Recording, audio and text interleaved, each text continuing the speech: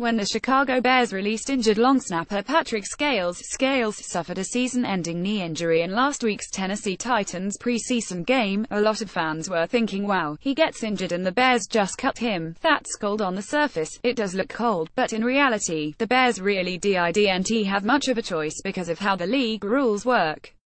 I'm going to work through my understanding of how all of this works, based on research that I have been doing. It's pretty technical stuff, and the NFL does a very poor job of explaining its rules, so here's what I came up with regarding the various types of ways players are released waived cut. Let's start with the Scales case and use it as an example. Scales has been on rosters during 3 seasons in the league. That leaves him obviously in the under 4 years accrued vested veterans group. Those players cannot just be released, they have to go through waiver wires up until the first cutdown day of the preseason.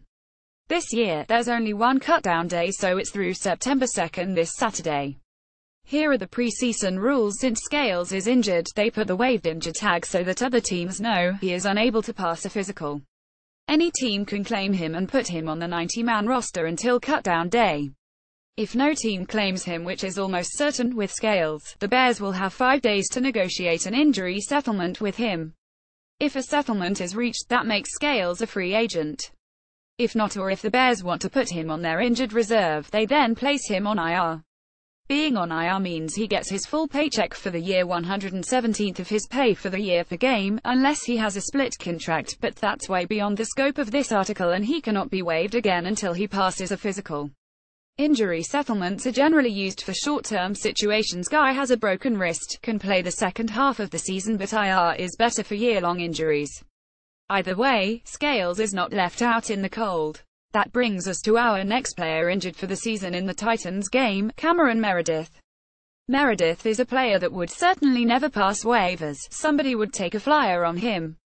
Since Chicago cannot place Meredith on injured reserve during the preseason without waiving him, he will most likely be on the season's first 53-man roster. In other words, somebody is likely going to get cut so that he can stay at Bear. After that roster is turned in, Chicago can then put him on injured reserve for the season, and sign somebody else to the 53-man roster. Were either of these players veterans, Chicago could just place them on IR at this point in time, with no waivers. Teams cannot just cut injured players without compensation. All of this sounds really strange, but the league does it so that teams don't just stash promising young players on IR right before cutdown day. The difference between waivers and released generally at this time of year is, again, all about whether the player has 4 accrued seasons, i.e. he has been on a team's 53-man roster, or it's IR for at least 6 games in 4 different seasons and is a vested veteran, or he has less. Vested veterans are simply released and they can sign with any team immediately. Non-vested players are released after the waiver period expires, if they are not claimed. Claiming a player on waivers means you also claim his contract. If the young player has a higher contract, i.e. the player was a higher draft pick, this can get more expensive for teams.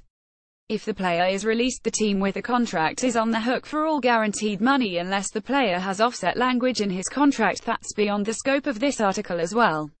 Here are some links for the sources for this article. ITP Glossary. Accrued season. Inside the pylon. An accrued season is any season that a player is on a team's roster, both active and inactive. Injured reserve. A PUP list for more than 6 games. What does it mean when an NFL player is waived? InjuredNJ.com explaining one of the terms used as NFL teams trim their rosters.